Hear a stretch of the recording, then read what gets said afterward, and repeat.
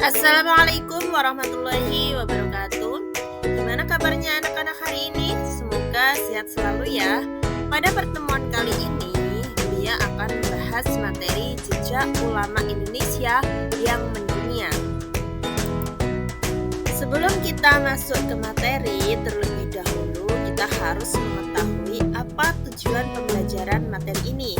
Yang pertama adalah menganalisis peran dan keteladanan tokoh ulama Indonesia, yakni Hamzah Al-Fansuri, Nuruddin bin Ali Ar-Raniri, Syekh Abdul Rauf bin Ali Al-Singili, Syekh Yusuf Abdul Hasan Tajul Halwati Al-Makassari, Abdul Samad bin Abdullah Al-Jawi Al-Balimbani, Abu Abdul Muhyi Nawawi Al-Tanari Al-Bantani, dan Muhammad Soleh bin Umar Al-Samarani. Yang kedua adalah mempresentasikan paparan mengenai peran dan keteladanan ulama Islam tersebut. 3. Mengakui keteladanan tokoh ulama Islam di Indonesia. 4. Membiasakan sikap gemar membaca, menulis, berprestasi, kerja keras, tanggung jawab, literasi, dan produktif dalam berkarya. Ulama yang pertama adalah Hamzah Al-Fansuri. Penjelasannya berikut ini. Asal-usul keluarga Hamzah Al-Fansuri. Syekh Hamzah Al-Fansuri adalah seorang ulama tasawuf, cendekiawan, sastrawan, dan budayawan yang cukup terpandang. Ia diperkirakan hidup antara pertengahan abad ke-16 sampai ke-17. Ia berasal dari Fansur. Adapun pendidikan dasar dilakukan di kota Fansur. Perjalanannya mencari ilmu berlanjut ke Baghdad, Madinah, dan Yerusalem. Setelah itu, ia kembali ke Aceh dan mengembangkan ajaran tasawuf. Pemikiran Hamzah Al-Fansuri adalah paham mujiziyah. Ibnu Arabi banyak mempengaruhi ajaran tasawuf. Perintis dan pelopor perkembangan kebudayaan Islam lewat puisi-puisi filosofis dan mistis bercorak Islam. Pelopor penulisan risalah tasawuf yang sistematis dan bersifat ilmiah dan orang-orang pertama yang menuliskan karya-karyanya dalam bahasa Melayu. Adapun karyanya adalah Asrar Al-Arifin atau Rahasia Ahli Ma'rifat, Syarab Al-Asyikin atau Minuman Orang Perindu, Al-Muntahi, Pencapai Puncak, Syair Dagang, Syair Perahu, Syair Bahr Anisa, dan Syair Burung Pingai. Ulama yang kedua adalah Nuruddin Ar-Raniri. Penjelasannya berikut ini. Nuruddin Ar-Raniri lahir di Ranir atau Rander, Gujarat, India. Ia bernama lengkap Nuruddin Muhammad bin Ali bin Hasanji bin Muhammad Hamid Ar-Raniri Al-Quraisy As-Syafi'i. Dari silsilah keturunannya diketahui berasal dari India keturunan Arab. Ia lebih dikenal sebagai seorang ulama dari Melayu atau Indonesia. Adapun belajar agama di Ranir, kemudian melanjutkan ke Tarim, Hadramaut, dan ibadah haji ke Mekah dan Madinah, dan kembali lagi ke Aceh. Pemikiran Nuruddin Ar-Raniri, ulama yang bersemangat dalam membela ajaran Islam. Ulama pertama yang membedakan penafsiran doktrin dan praktik sufi yang benar dan salah. Ulama yang pertama kali menulis buku panduan berisi kewajiban-kewajiban agama yang pokok. Ulama yang berperan mempergiat proses islamisasi. Adapun karyanya, banyak karya yang diterbitkan seperti Sirat Al-Mutakim atau Artinya Jalan yang Lurus, Hujjat As-Siddiq li Dafi Al-Siddiq, Dalil Kebenaran untuk menolak kaum Siddiq. Selanjutnya, ulama yang ketiga adalah Syekh Abdul Rauf bin Ali Al-Fansuri As-Singkili. Syekh Abdul Rauf bin Ali Al-Fansuri As-Singkili atau Aminuddin Abdul Rauf bin Ali Al-Jawi Al-Fansuri As-Singkili atau seringkali disebut Syekh Abdul Rauf Singkil. Ia lahir di Singkil, Aceh pada tahun 1024 Hijriah atau tahun 1615 Masehi. Adapun Syekh Abdul Rauf mendapat pendidikan agama dari ayahnya, Syekh Ali Al-Fansuri. Lalu ia melanjutkan di Barus, kemudian menuju kawasan Timur Tengah dan kembali lagi di Indonesia tahun 1662. Adapun pemikiran Syekh Abdurrauf bin Ali Al-Fansuri Al-Singkili adalah pembawa ajaran tarekat Sattariyah ke Indonesia. Menurut Syekh Abdurrauf, cara paling efektif dalam menempuh jalan tasawuf adalah melalui ibadah. Menurutnya, tasawuf harus berjalan seiringan dengan syariat. Syekh Abdurrauf melakukan pembaruan terkait paham keagamaan. Karyanya adalah Mir'at at-Tulab fi Tahsil Ma'rifatul Ahkam al-Syariyah li Malik al-Wahhab, yakni yang berarti cermin bagi penuntut ilmu fikih untuk memudahkan mengenal segala hukum syara Allah. Ulama yang keempat adalah Syekh Yusuf Abul Mahasin Tajul Halwati Al-Makassari. Nama asli Syekh Yusuf adalah Muhammad Yusuf. Syekh Yusuf lahir pada 3 Juli 1626 di Moncong Gua, Sulawesi Selatan. Berdasarkan garis keturunan ibunya, ia masih saudara Raja-Raja Gua Karangbise dan Sultan Abdul Jalil. Pendidikan awal Syekh Yusuf diperoleh dari keluarganya dan ulama di kampungnya. Kemudian ia melanjutkan studinya ke Bontoala hingga ke Mekah dan Madinah. Adapun hasil pemikiran Syekh Yusuf adalah pengikut tarekat Qadariyah, Sattariyah, Naqsabandiyah, dan Rifa'iyah.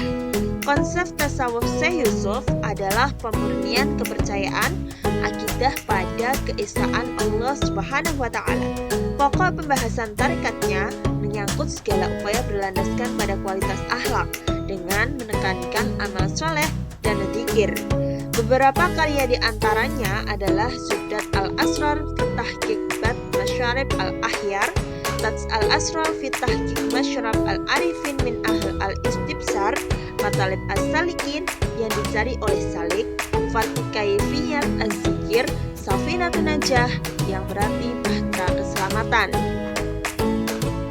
Ulama yang kelima adalah Abdus Samad bin Abdullah al-Jawi al-Palimbani. Lahir di Palembang tahun 1704 dan wafat tahun 1788. Ayahnya bernama Abdul Jalil bin Syekh Abdul Wahab bin Syekh Ahmad Al-Madani, sedangkan ibunya bernama Radin Ranting.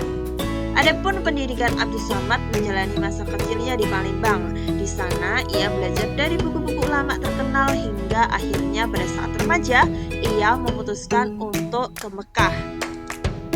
Hasil pemikiran Abdus Samad memadukan ajaran alam tidak berwujud dan yang berwujud hanya Tuhan. Pokok-pokok ajaran tasawufnya meliputi taubat, takut dan harap, zuhud, sabar, syukur, ikhlas, tawakal, mahabbah, ridha, ma'rifat, fana, dan baqo. Pelopor tarekat Samaniyah di Indonesia dan penganut tarekat Halwatiyah. Nasihat al-muslimin wa tasrifah al-mu'minin fi fadail al-jihad fi sabil Allah wal karamah mujahidin dan tuhfah ar-rahibin fi bayan hakikah iman al-mu'min wa yufsidu fi ridha al-murtadin adalah karyanya.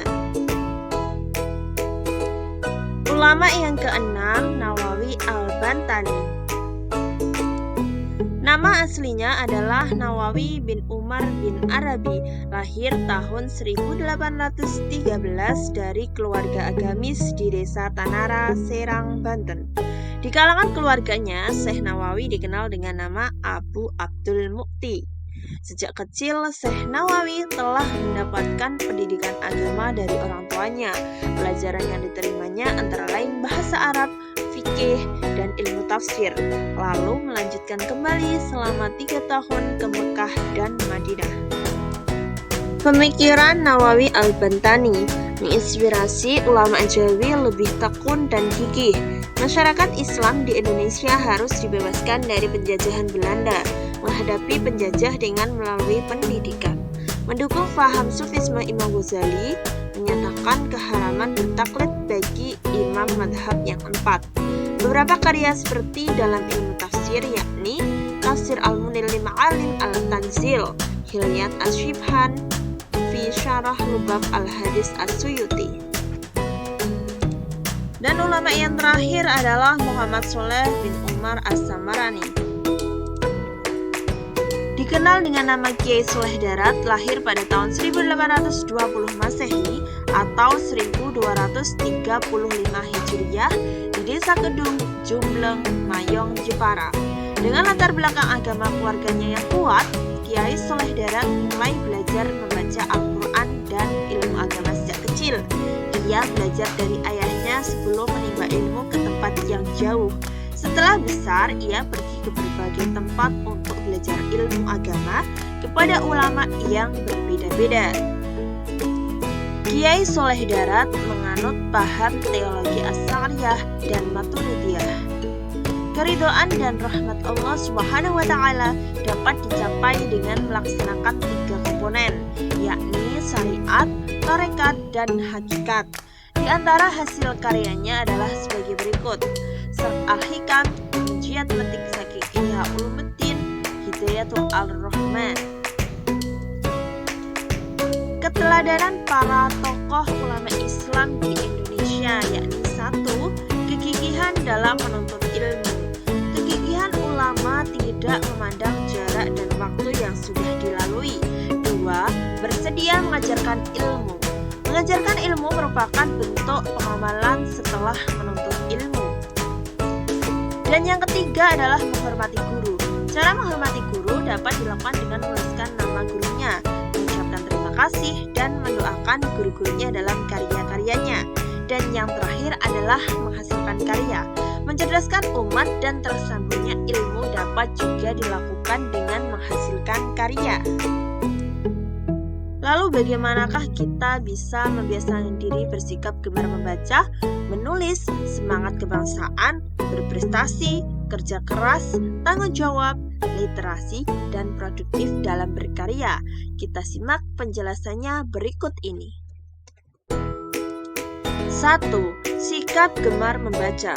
Berteman dengan orang yang gemar membaca, mencari waktu yang tepat dan nyaman ketika membaca, sering ke perpustakaan, membuat target bacaan.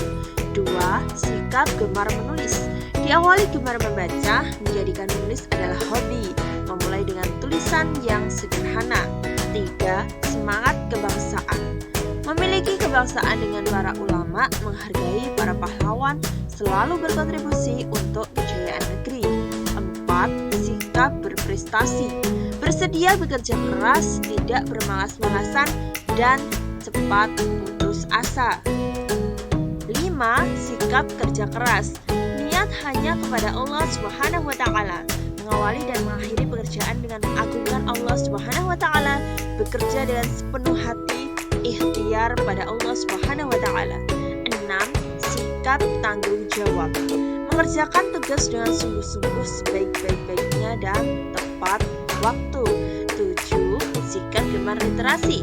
Mengalokasikan membaca, menyisihkan membeli buku, memanfaatkan waktu dengan membaca. 8. Sikap produktif dalam berkarya. Memiliki kedisiplinan tinggi dan menerapkan target serta tujuan yang ingin dicapai.